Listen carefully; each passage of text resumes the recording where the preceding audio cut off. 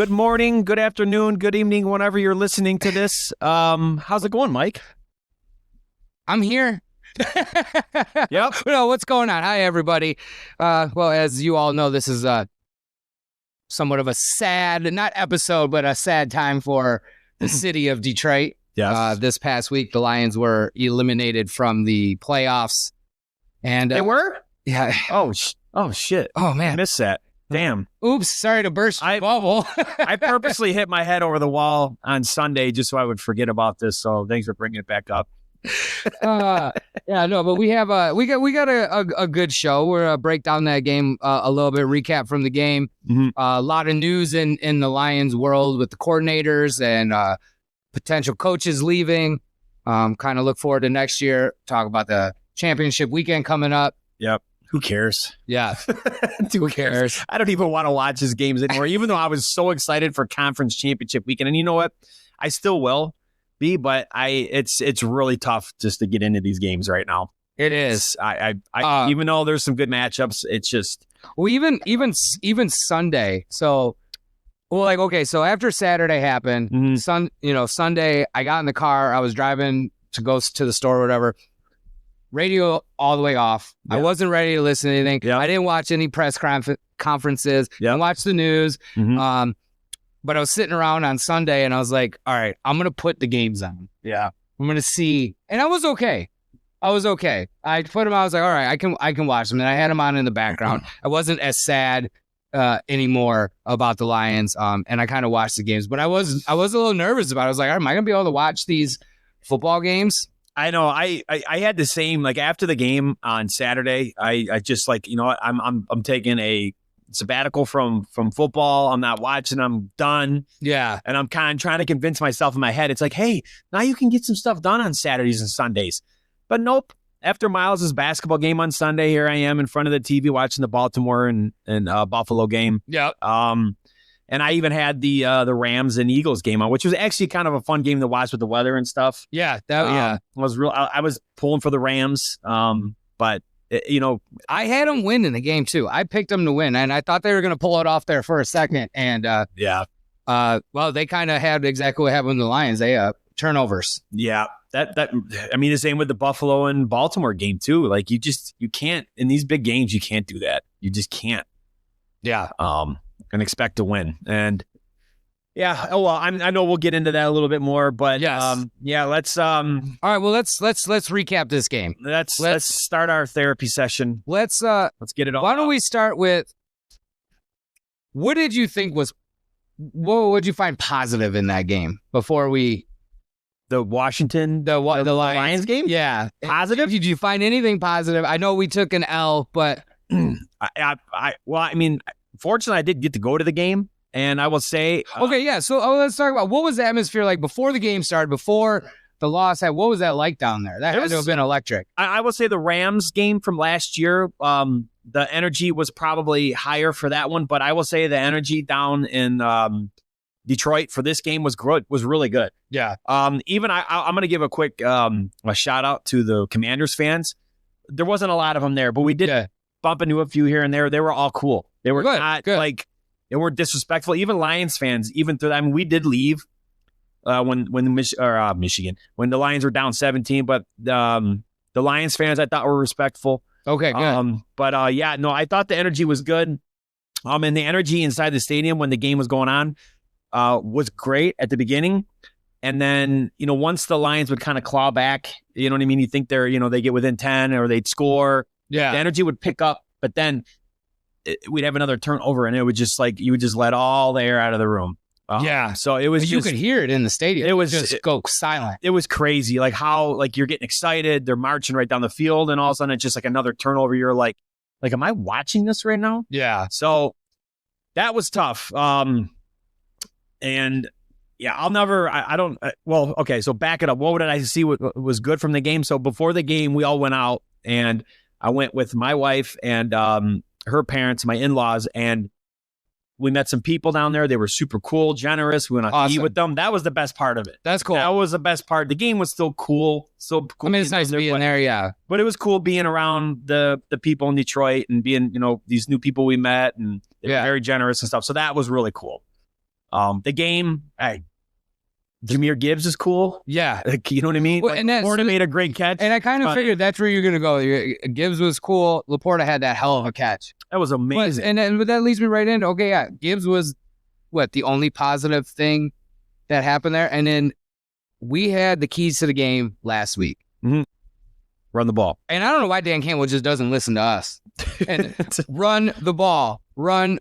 I mean, 14 runs, he had 100 and some yards, Gibbs. Yeah. And you just didn't keep it up. And I think we had 200 rushing yards that game. We did. Yeah. 8. We averaged, I think, almost 9 yards a carry, somewhere between 8.5 and 9 yards a carry. So why are we not running the ball? We had 43 pass attempts compared to 23 rushing attempts.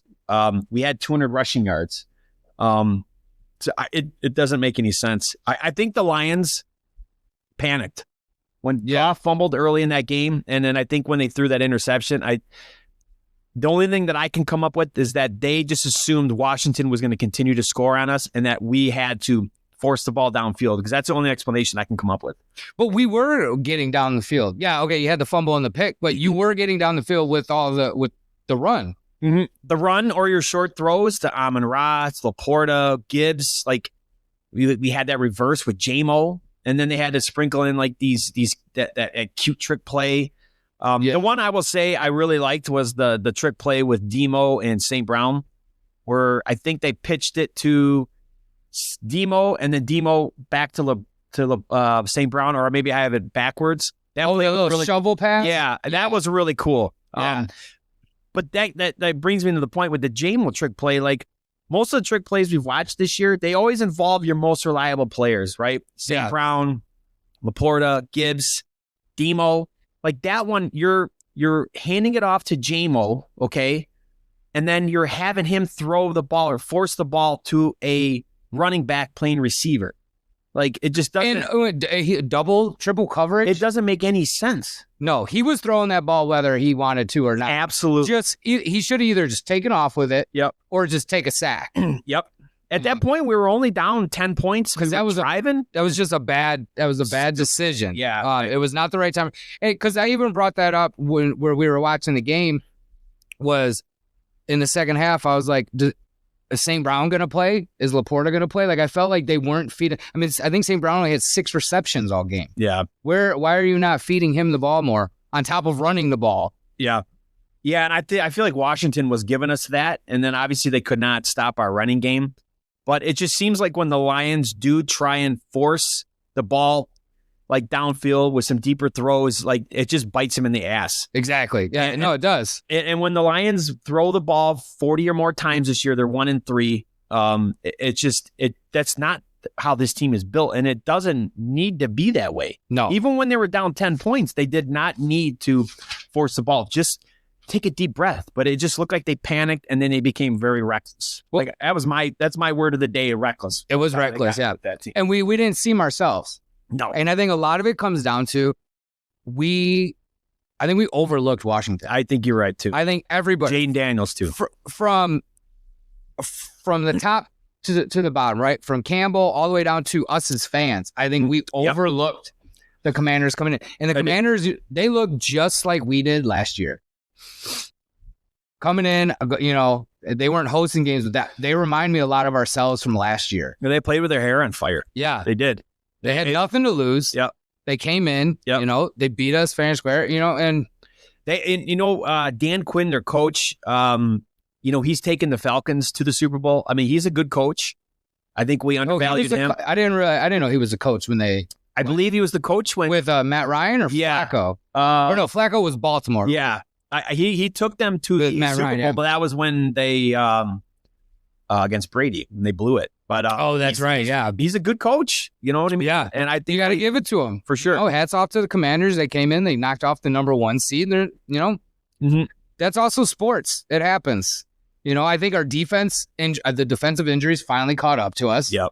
I think we had 0 pass rush. Nobody could get to Daniels. No. And, we talked about that, and it's not just us. Everybody was saying it. Contain Daniels, put some pressure on him. Mm-hmm. Don't let him get the pop off the big plays on third downs. Yep. Because they're going to go for it on fourth, which they did. Yep. And we couldn't contain, we couldn't get pressure, and he was popping runs off. Yep. and finding open receivers. Yep. All night long, and it just went. They were beating us bad on the perimeter. They were beating us really bad on the perimeter. You just squirt him out. They couldn't contain him, like you said, and they just had a field day with us. And it obviously does not help when your offense is turning the ball over like it did and giving them short fields, and you know what I mean. Like it just completely flips some momentum and stuff too. And it's just the offense was. I know the defense was bad and they gave up a shit ton of yards. Yeah. But the offense to me was still the culprit. 5 turnovers. Because we knew we had to score a lot of points. We knew the defense is going to have a hard time. Yeah. Right? They've been having a hard time all year, but they've been doing just enough for Goff and the offense to come through and score. Yeah, getting turnovers. Just more points than the other team, right? They were doing, and even though we didn't get any turnovers, our offense still had a chance to compete with the 45 points that the Commanders put up. We made too many mistakes. Yep. And the turnovers killed us, and it just the worst time, the worst game to have all the mistakes makes happen to us. For sure. Right? Yep. Yeah, we just fell apart at the worst time. Yeah. And I think everything just kind of caught up to us. Yeah, and you know what I was wondering too, like I was kind of thinking like, okay, like we were, we made it the goal the whole season, win a division and get the number 1 seed because we knew how beat up this team was. But I almost kind of look at it like in the sense that like, did the bye week really, did it hurt this team? Because they came out flat. Like just the timing was off. You could tell with Goff, and he would get a little bit of pressure. And I thought Goff was better this year for the most part, for dealing with the pressure, stepping up in the pocket or sliding, find an open throwing lane. But this time, like as soon as the pressure was coming, he was just forcing the ball, sailing the ball. Like he just wasn't, he was not on the they weren't the Lions. They were not the Lions. And I went into the halftime thinking, okay, Campbell's going to light these guys up, make them get back on track to who they are, what they do. And we fell flat in the second half too. Yep. Yeah, more turnovers and just same shit. Really, unfortunately, that's just how these games go. You're right. And I blame. We were talking about this during show prep. I blame everybody. It's Campbell's fault. It's Goff's fault. It's the coordinator's fault. I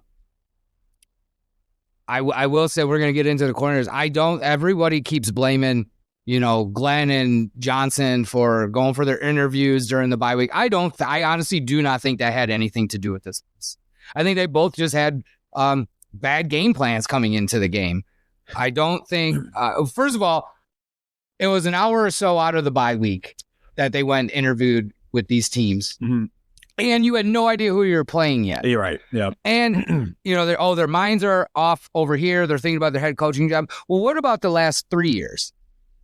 Okay, Ben Johnson's been up for head coaching job this year, last year, and the year before. Sure. Okay. And obviously, last year, NFC Championship, we didn't have any issues with them interviewing during our, during the process and have any issues. So I don't blame that. I think they just had bad game plans, and I think we overlooked Washington. I think that's just what it came down to. Yeah. Yeah. I think they panicked mid game. They did not play with the same confidence and same I don't know what the word is, but just I think the whole team panicked. I mean, maybe the coaches panicked and it just, you know what I mean? It took over the whole team, but they just, it just did not look right. And I don't know if it was just the week off, like everything was just, timing was off and maybe they panicked trying to like, oh my God, I got to catch up. You know what I mean? But it just, something was off, and it just and it doesn't help also when this second defensive drive of the game, Amik Robertson goes down with that broken snaps arm. His arm. Yeah. Oh, I saw it on TV too. They showed him, and you could just see his arm was just.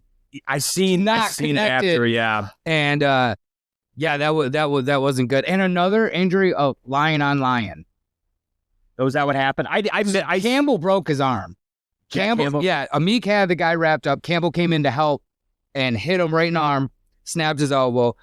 Khalil Dorsey broke his foot, ankle. Yeah. That was lion on lion. Yeah. Wow, I forgot about that one. Then Hutch was lion on lion. McNeil. It was like, damn, and I get it. It's part of the game, right? That's going to happen. You're coming in to help your teammate or you're running through. Sure. These guys are so big, fast, and strong. you can't help it. But not that it would make it any better if the other team broke our players' limbs. It's just, it sucks when you see your own teammate cause the injury. Let me ask you this. I mean, like the one thing with AG and his defense, I mean, like they're aggressive. They're hyper aggressive. It's a lot of man coverage and blitzes. Like, I mean, is there something to that? Is there a reason why these guys are getting hurt so much? And we're, I mean, I think part of it, they were letting it all hang out, right? I mean, they thought this was the year and they needed to come in and be aggressive. I think when you had those injuries start building up on top of each other from the beginning of the season till the end, like these guys that were either off the street or second, third string players, they're coming in and they're trying to play as hard as they can to keep trying to catch up.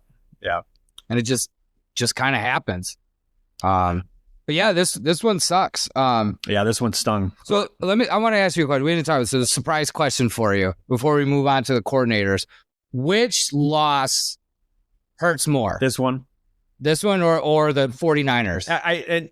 I know they did this. They actually were talking about this on the radio, and I was giving this one some thought. And if I think whatever one you pick it can make sense, but to me, this one stings the most because like last year, the expectations weren't to win the Super Bowl.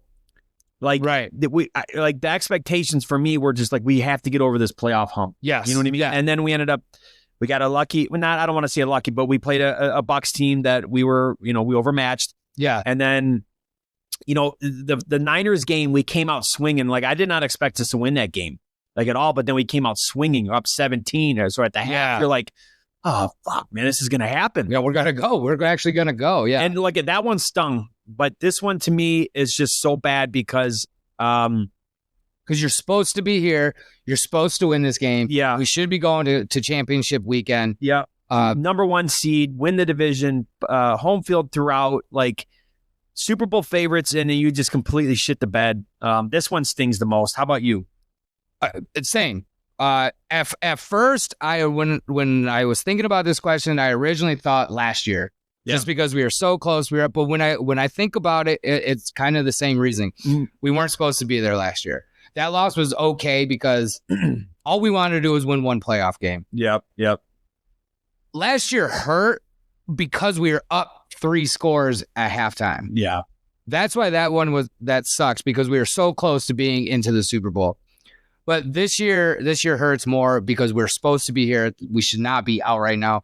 Again, everything you said, Super Bowl favorites, the better team. We should have beat Washington. Yep. And Campbell even said during one of his interviews that if we would have just played our B game on Saturday night, we should have won. Yeah. And we would be lucky if you played our D game. It just wasn't good anywhere. I think in the future, when we look back 10 years, if we don't do anything, right? If we don't end up closing this historic loser of a organization and win a Super Bowl in the next couple of years, I think we look back on 10 years and these are going to hurt just as much. Yeah. When you look back and you were up 17 points at the half in the NFC Championship, you lose, you were the number 1 seed, the favorite, and you lose the division round. We're gonna think about these 2 games, for a long time to come. Especially if we can't go get a ring. Go get a ring. Well, I think this one also solidifies a narrative too that, like, okay, the Lions have now choked away their last 2 playoff games in a sense, and I hate to use the word choke, but I mean they essentially kind of. No, we did. You did, and this one kind of solidifies that narrative that hey, now you're going to have to kind of get this thing away. The honeymoon period second honeymoon period, really. Yeah. Dan Campbell's over. You know what I mean? Now it's like it's time to put up. Yeah.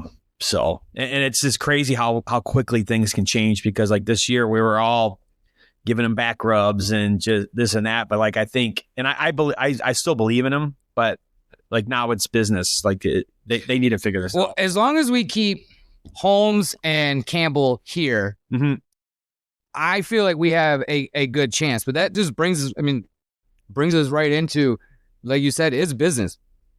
Ben Johnson's gone. Yeah. Aaron Glenn today is now the Jets head coach. Yep.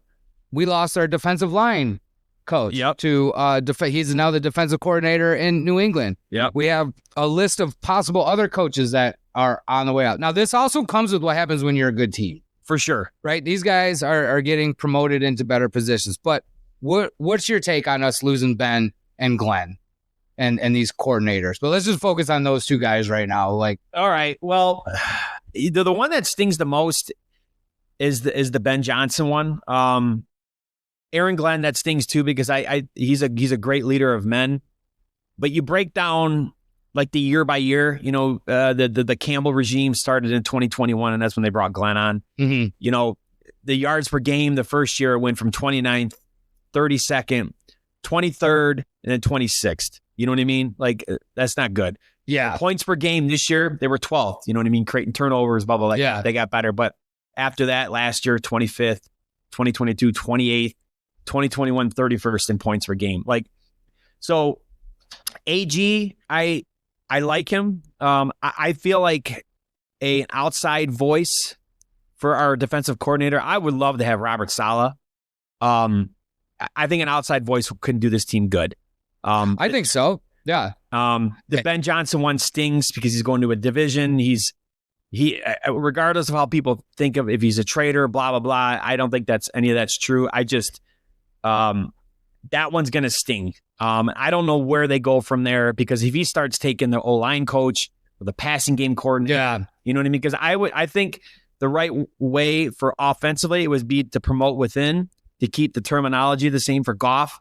Defensively, I think they need to go in a different direction. But and I thought they would have promoted within, but from what it sounds like, from what the rumors are, they might not. These guys they're taking. They might not have anybody to promote from within. So maybe an outside from both sides is going to be good. I agree with the defense, the offense, the way that Campbell runs this team, and the way that Ben Johnson's running. You would think that they would want to promote within offensively because of the schemes we were running. Yeah.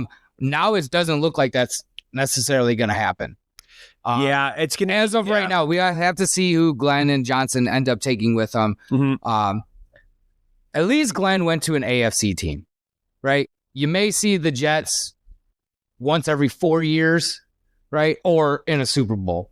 I also don't see the Jets anywhere near Super Bowl ready. I think Glenn is going to a rebuild. I don't think Aaron Rodgers will be there next year. No, the Jets are a mess.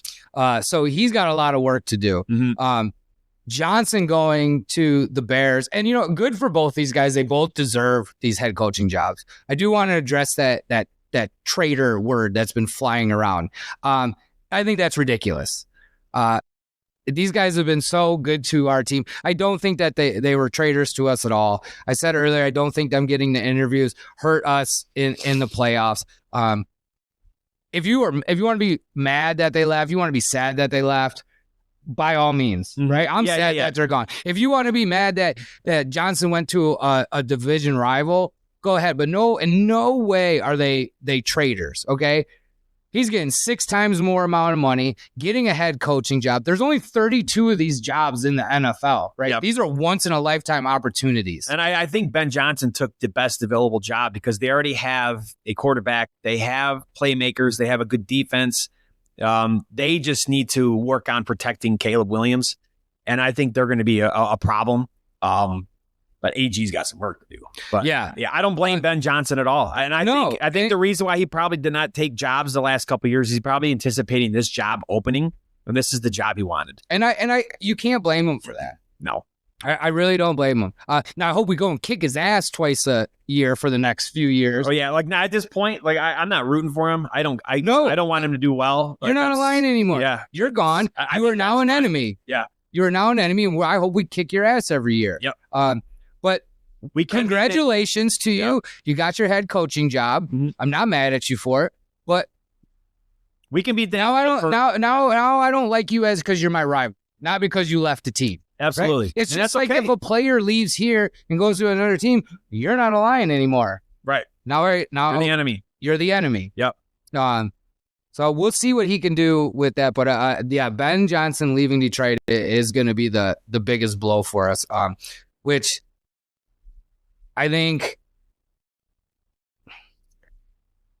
we need to realize that next year may not be such a, I don't want to say a great year, but just we're going to have some there could be some growing pains. Growing thing. That's which is like a learning weird. Curve. Yeah, it could be a growing pain. So real quick, before we kind of transition to that, I got a stat for you. Actually, a question, and I don't know if I brought this up to you already. Who is the last Lions coordinator to leave for a head coach? Oh, yeah, job? you did mention this, and it was like so long ago. Yeah, so it was in 1963, and it was Don Shula. I had no idea. I didn't even know he was a Lion. I had no idea. His coaching staff. Yeah, but 1963, Don Shula was the last Lions. And look what he went and did. Right. Yeah, I think he did okay. Yeah, I think he did okay. Yeah, but like I could not I had to kind of read that twice. I'm like, wow. I'm like, but yeah, that's crazy. Would it? Because wasn't Belichick a Lions coordinator or in the Lions coaching staff? I think he was an assistant coach for the Lions. He was not a coordinator. And this but he was in our coaching staff in the late 70s. And I think there was one other coach, and again, maybe not coordinator, but was in our staff at some point that I can't remember. But when you brought that up, I remember thinking, oh, Belichick was part of our team, not a coordinator, but I want to say he was a defensive line coach or linebacker, something like that. Yeah, because he's always been a defensive guy. But yeah, just I just wanted to throw that out there because I could not believe that when I read that. So yeah, that is kind of wild. Yeah. So yeah, no. Anyways, to kind of get back into what you were alluding to with the so that's kind of the next thing. Well, forward to looking. Yeah, where do we look forward to? Like, time to look forward to next season. So is the window still open for us? For how long? What's that looking like? I mean, I think it's going to depend. Like, that question's hard to say. Like, as far as especially now because it's so early. Yeah, right? As far we as still got free agency, the draft and stuff, finding out who our coordinators are. But if we're just talking today, yeah, as far as just looking at the roster's still loaded, and like we also have to trust in Holmes because he's done it year after year after year. Exactly, he's reloaded. So I'm hopeful in that sense, but like we have to see what Dan does with these coaches. Like I think there's legitimate concerns that we should have on this team. I mean, if you're talking right now, if everybody comes back healthy, right? And I'm not even gonna get into because like you could talk like, okay, well, Hutchinson will be back next year, but will they even play him the same amount of snaps that he normally gets? Because they're like, let's just on paper, everybody comes back healthy. We should be pretty good. Yeah. And we got to remember, the players make the plays. Yeah. Right? Yes, the coaches call the plays, but the players have to execute them and make the plays. Yep. But there is a level of concern. For sure. I don't think we go into next year, as of right now, that we're guaranteed division winners, that we're going to win the number 1 seed. I think the only thing that we can actually say is going to happen next year is we will make the playoffs. Yeah. Where that falls in, it could be anywhere from 1 to number 7. Right. Well, I think you can see in the NFL too, like even if you look like you have the great, like the best roster in the NFC or AFC or whatever, like you're still not guaranteed anything because like think about the beginning of the season, we all predicted that Monday night game against the Niners was going to develop or determine the number 1 seed. Well, the Niners had some injuries and blah blah blah. Look at the Jaguars a few years back; they won a playoff game. Yeah, they're up on the up and up. And nope, like they won 4 games this year. The Niners won 7. Like it's not guaranteed, and and look, the Lions injuries, and we were still able to go 15-2. 49ers injuries, their team just fell apart. Yeah, right. Look at the Commanders. Nobody had the Commanders picked to go to the playoffs this year. If you now with a rookie quarterback, and now look 4 games last year, and you know what I mean. Look how quickly things flip. So, yeah, just because you have everybody on the roster, I mean, every year, and look at the AFC. It's the same thing with the Bills, Ravens, and Bengals. Look at the Bengals this year. Joe Burrow had one of the greatest seasons of quarterbacks in history. Yep. They didn't even make the playoffs. Yeah, he took them to back-to-back AFC title games. Won one, lost the other. He has not been back since. No. And like you said, it's just not guaranteed because things can happen. Coaches leave. You lose players. And just because one player has the career of their life, season, that doesn't mean anything. Joe Burrow was one of the best, if not the best quarterback out there this year. And Jamar Chase, I mean, you got the best receiver in the game too. It's just not guaranteed. They still didn't. they lose 8 games or whatever it was and still don't get into the playoffs. Right. It's just nobody saw that coming. Yep. Right. Yeah. It's a fickle league. Like, but I will give, I will say, like, there are reasons for hope, because it's not like the Lions are the only team in history that have had to kind of go through these growing pains in the playoffs and get over the hump.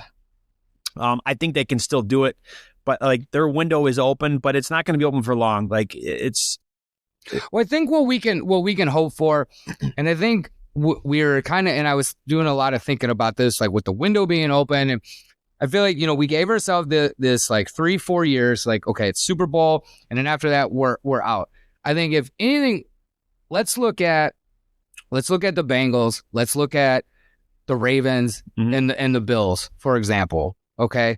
I know they're AFC teams, but these are the teams that stuck out to me when I was thinking about this. Like, they've been good for the last 4 or 5 years. Lamar Jackson's won MVP, right? A couple times, I believe.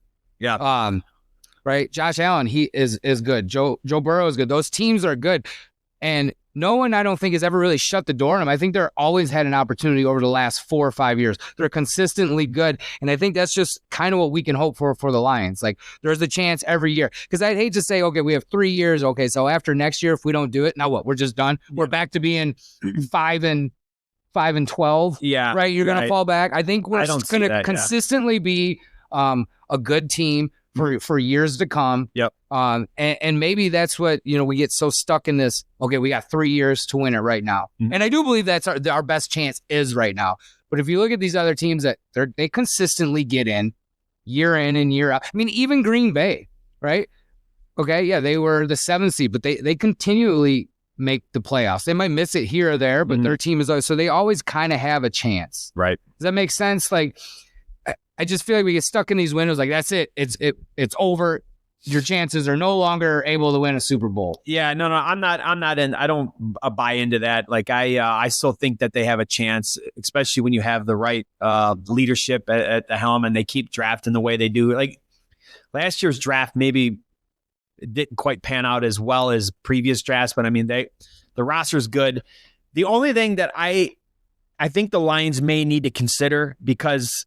And I know everybody wants them to build this dynasty or whatever, but like, there's only been a handful of dynasties in the history of the NFL. Like, you just got to get it. And what the Rams did, they mortgaged their future to win one. Like, I'm starting to wonder, do the Lions need to do that? I'm not saying for a quarterback, obviously, but I'm saying, like for a Max Crosby or for somebody on that defense who's going to lock that defense down. I think the Lions really need to consider doing something like that. Because like you just said, the window it could only be a few more years, and you got to get it done when you can. And you've already blew 2 chances. Yeah, because along the same lines with what I was saying is, okay, you consistently be good. When do you fall into that category of being the Steelers? Where you're just in purgatory? We're good every year. Yeah. We're above 500 every year. We make the playoffs damn near every year. But everybody knows that we're not going to go right to a Super Bowl. Right. I don't think you want to be careful that you don't get to that point as well. Yeah. Yeah. I don't know. We'll see. We got a lot to see. I think there's so much is speculation right now on what could happen with losing the coordinators, the season ending the way it did. Mm-hmm. We still got a draft coming up. We still have free agency coming up. Yep. We have a lot that is going to happen over the next 6 months. For sure. I guess if we're before we close this part of it out, I would give people some hope that, like, this isn't the end of the world with the Lions. Like, the roster's still good, and I witnessed it. Me being a massive Michigan fan, Harbaugh had a rough year one year. It was 2020. Fired out, got rid of all his coordinators, brought all new coordinators in, all new assistant coaches, and it turned it around immediately. If you hire the right guys, you know what I mean? It can do wonders. And I that's just going to be the key, that he brings in the right guys. And people are going to want to come coach here. Like, this is a destination. This is a great job for players and coaches. Yeah, this is a great job. The fan base is amazing.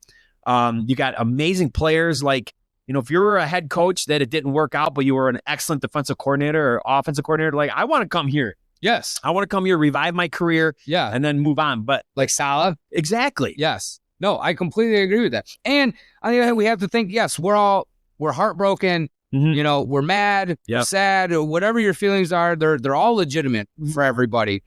But would you rather have these feelings happening now, or would you rather still be 3-4 years ago where, I was done watching Lions in November. Yeah. Right? Like I just, not even watch, or they're just on in the background. Right? I'd rather cut my grass on a Sunday at 1:00 than sit down and watch the Lions. Yeah. So we do have that. We are in it now. Yes. We're in the discussion. We're in the discussion. Yep. We're in the graphics on the TV. That's what we've been hoping for. Yep. I do think there's something to us. We got real good, real fast. Yeah, I think we took the and I think that so losing handle it. It's a punch to the gut. It is, right? And I think we're a good team now, and we're not used to this. None of this anybody is used to. Right. I think that plays into it. There's a lot of factors that can play into what is happening with this fan base here. Yeah. No, I agree. I think people just need to take a deep breath and just kind of let this all play out and stop speculating and stop, writing people off, writing Goff off, writing Dan off, writing, even the coordinators that we're losing. It's just, this is sports. You know what I mean? It happens. And I'm confident that Dan's going to figure this out. He will. I'm confident. He will. Brad Holmes. Brad, those. As long as those two are stick together, then I think we always have a chance. For sure. When those two get broken up or, they go their separate ways, okay, well, we'll see. And hopefully that doesn't happen for a really long time. And I think it'll be interesting to see after this loss, because you could tell it affected Campbell pretty heavily because he was, how emotional he was. That's going to... He is the type of person, too, I think that can reflect and make the necessary changes, because you see it a lot with coaches that they'll just they get so stubborn and it ends up being their downfall. Like, I don't see him being that way. No. So, and I think that's a positive for him. So, and like they say in every sport, there's always next season. There's always next season. Always next season. Before our problem was there's always the draft. Yeah, we're not. No, now because we're going to end up, probably 27, 28, 20. So there's 32 teams. There's 4 left. So these 4 will be 28, 29, 30, Yeah, we'll be in the high 20s. We'll be, between 26 and 28 probably. Yeah. So, yeah. All right, well, let's, I guess we got to do this. But the championship weekend is ahead of us. Can they all lose? Can they all lose? Tie. We got to give our predictions. We got to do it. Okay. We got to do it. Fair Let's start with the AFC. And I do think both games are very intriguing this weekend. I think they're going to be fun to watch if you do watch the games. Mm-hmm. I don't blame anybody if you're done. Yeah, for the year. But Bills and Chiefs. This is a good matchup. I think you mean the Kansas City refs. Yes. The Bills versus the Kansas City refs. I hate blaming the refs for either the wins or losses. Mm-hmm. I do. I absolutely hate it. Because make the plays or don't cause penalties. But watching that game, I'm like, I think I texted our group. I was like, I'm pretty sure the Chiefs handpicked the refs again this week.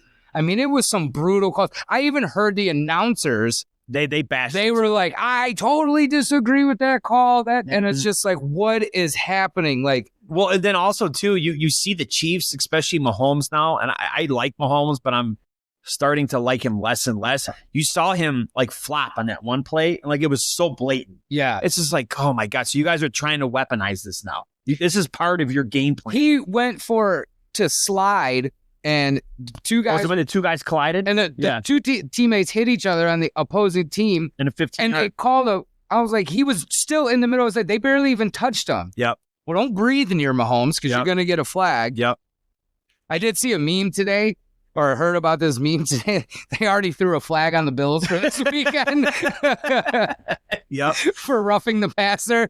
Dude, I didn't get to see a lot of that game when we were downtown, but I caught bits and pieces of it. Yeah. So after the game, I like to go back and look at the stats. Yeah. And So I'm looking at, I'm like, okay, so the Chiefs won by 9, right? Okay, I'm like, all right, so the Stroud or whoever, like the Texans must have had some turnovers. Nope.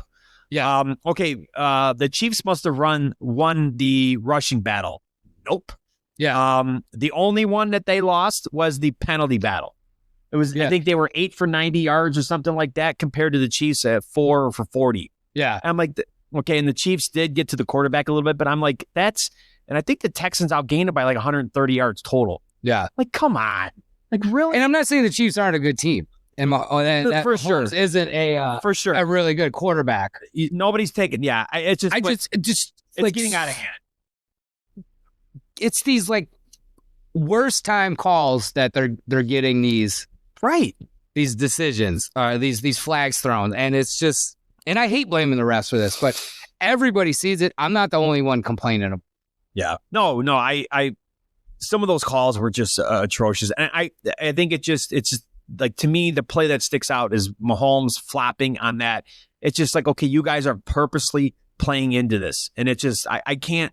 And everybody knows that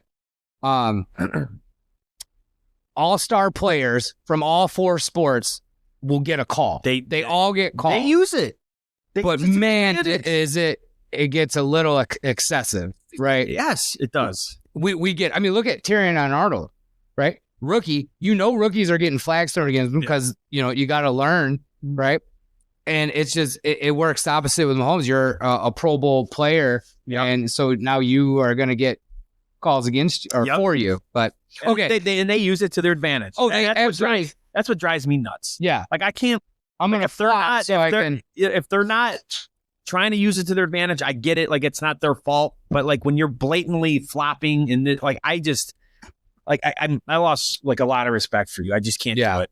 So, anyways, I'm okay. So, Bills Chiefs, who's winning? What do you got? Who do you got? I'm picking the freaking refs. I mean, KC. I wish I had to say we need flags.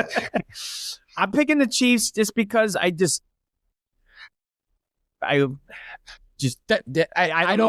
can't, even though I'm dying for the Bills to win. Yeah, this one I'm at the point of the season now. I'm going full heart. Okay, I'm picking the Bills because I just couldn't. I agree with you. The Chiefs have a really good chance. I just couldn't bring myself to circle. I get it. Filling this out. I totally get it. And I'm all about the Bills at this point. I love Josh Allen, man. He is. Me too. I mean, I was picking the Bills to go to the Super Bowl this whole time. Yeah, I was hoping for a Lions-Bills Super Bowl. Yeah, but either way, Bills. I'm picking the Bills. Okay. No, I hope you're right, and it they are good enough to beat them. I just I don't know the game. I won't be surprised if the Chiefs win. That's where kind of I'm at. So. Now we go to the NFC. We got the Commanders and Eagles. Yep. And this, I think this is going to be a pretty good game too. Yeah, though. And you know what? Jaden Daniels, this rookie coming in, got 2 playoff wins on the road, knocked off the number 1 seed. He's riding high right now. Yeah. So they're going to go into Philly. He's been very impressive. I mean, I think that's an understatement too. Yes, he's not playing like a rookie. We talked about this last week. No. You can't use the weather against him because he plays in the cold too. He plays outside, right? Because that was like the thing with Stafford. Oh, can the Rams handle playing in the cold? Yeah. Clearly they couldn't. That game got. I didn't realize it was going to snow so bad. Well, the beginning of the game, it was fine. Yeah. I mean, it was cold, but then all of a sudden, the second nowhere. half, there's white everywhere. Yeah. So who do you got winning this game? I'm going Philly. I know they're favored by 6 points, and I think they're probably going to cover, and I think they're going to probably win by a couple scores.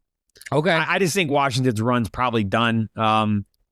Philly is playing really well. They got that. Defensively they're playing well. They got the running game. Like it's at home. It's in Philly. Yeah. I just feel like it's their time. They're going to be back in the Super Bowl. So that's where I'm going. How about you? Well, I like that you went with Philly because I'm going Commanders.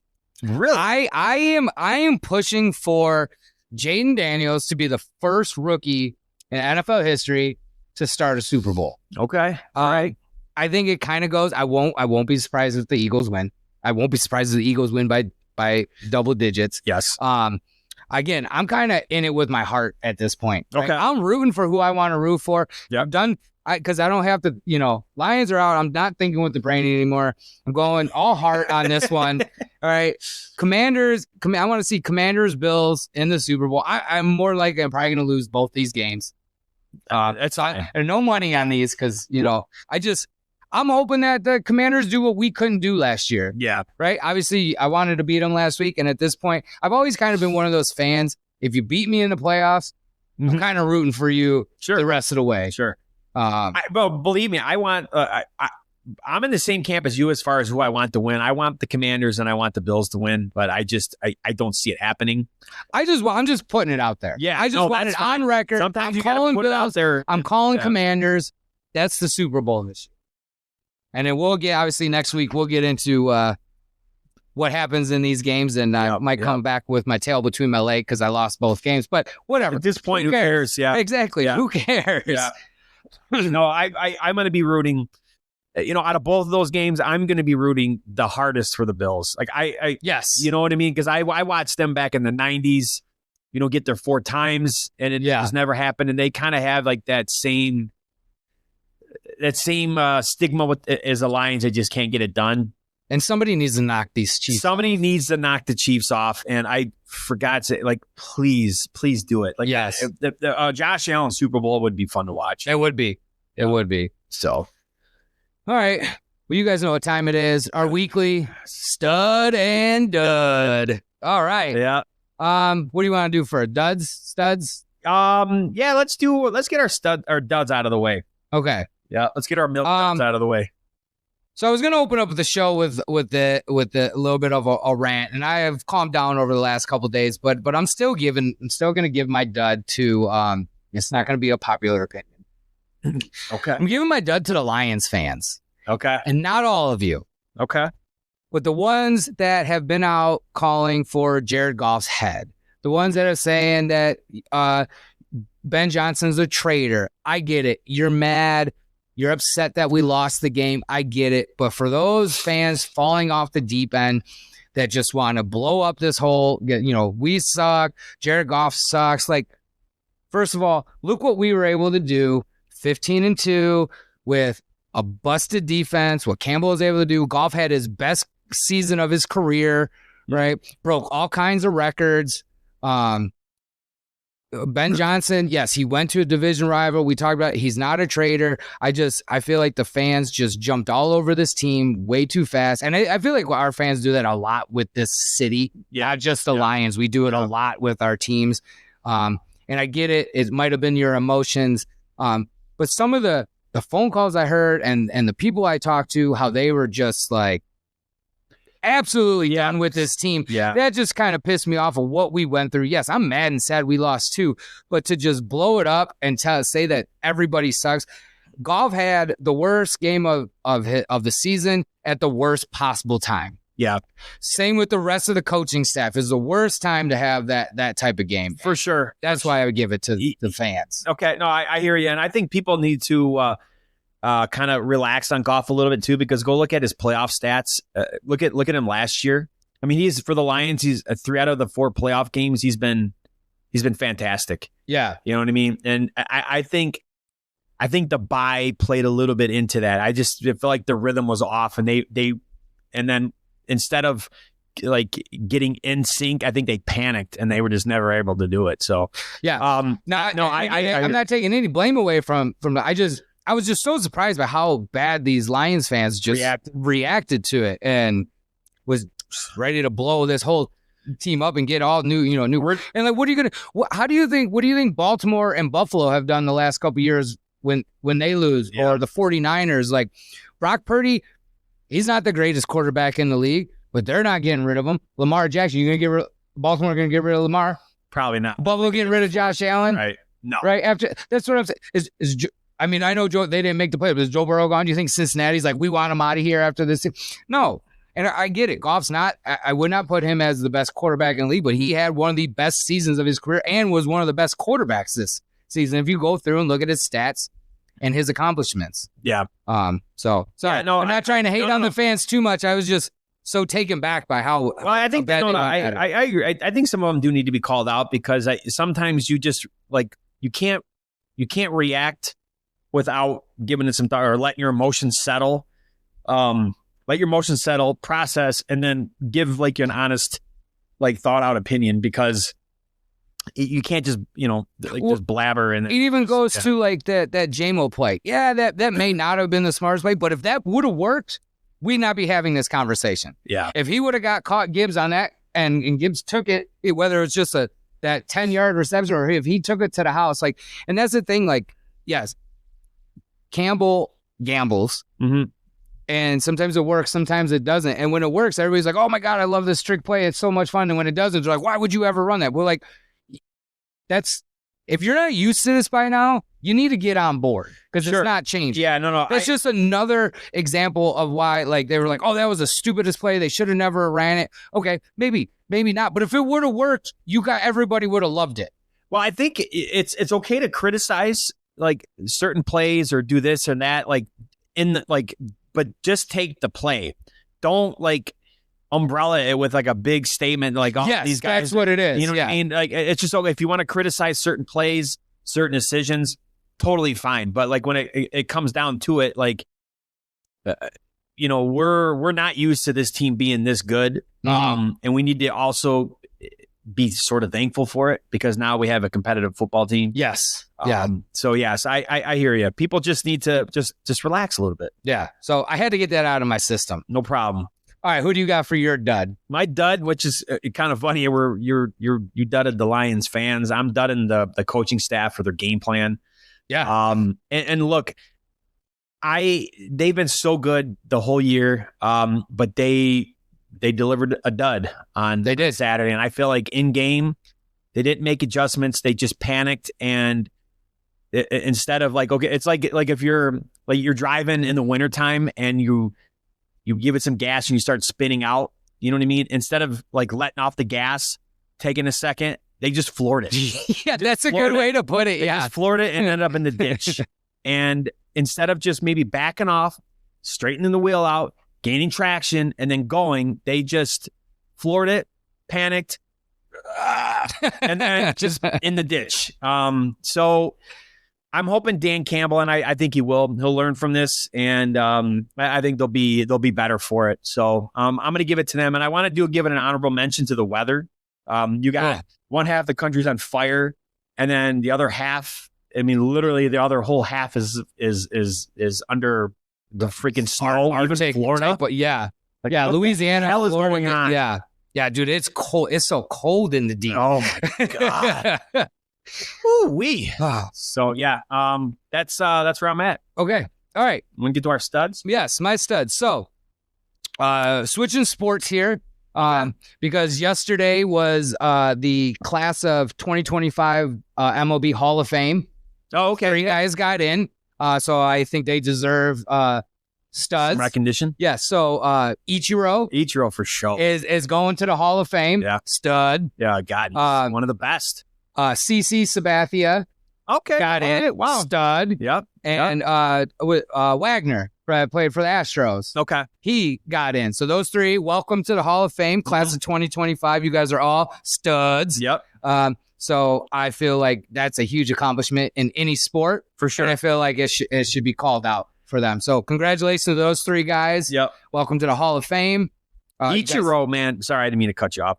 Ichiro was such a fun player to watch. He was. So Ichiro, so Ernie Harwell, right? I went to this his museum downtown. Okay. It's at the Detroit Public Library. I don't know if it's still there or not, but it was there.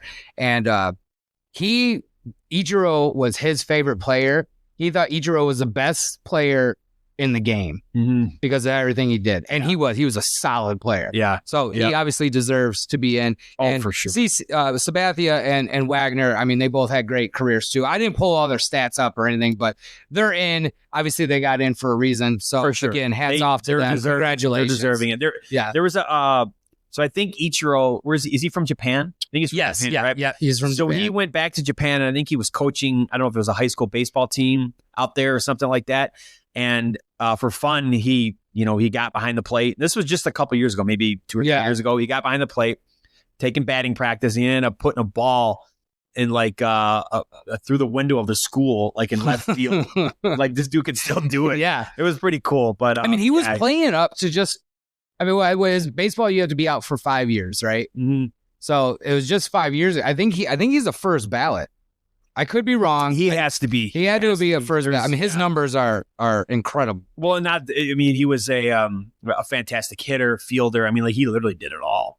Oh yeah. He was one of those guys too that like I love watching guys that could perfect this when they have that kind of shuffle when they swing. Oh yeah. And you know what I mean? Where they're kind of already starting to run towards first base. Yes. Yeah. I mean, he has to be one of the greatest leadoff batters of all time, right? Yeah. I mean, yep. Yeah. No, so good for those guys. For sure. Who do you got? Well, for my stud, I'm going to give it to Jaden Daniels. I got to witness him. He's impressive. Yeah. Witness him in real life. And I was super impressed with just how composed he was. Just the decisions he was making, the athletic ability. He just seems like a very composed young man. And this may go down as like the greatest rookie season for a quarterback. If not for the NFL, just in general, like one of the greatest rookie seasons ever. I mean, I know they're not supposed to count the playoffs for end of year the rewards and stuff like that. Yeah, which I think they should. To an extent, I mean, you could have a really good, just like we were talking earlier. Look at Joe Burrow, right? If he was a rookie and had the season he had, but he didn't make the playoffs, should he not get Rookie of the Year compared to Jaden Daniels? So right. I see it's an individual award, right? But I do think, I mean, this kind of solidifies him getting Rookie of the Year, right? I mean, yeah. You know what I'm saying? So I agree. It should play a somewhat of a part to it, especially if he goes out and wins next weekend and be the first rookie to ever go to the Super Bowl as a starter. It wouldn't shock me if they go out and upset Philadelphia. I think it's gonna be a tall task, but it would not shock me. Yeah, no, that's a good stud. It's well deserved for sure. Yeah. Look at us, two studs this week, not Detroit related.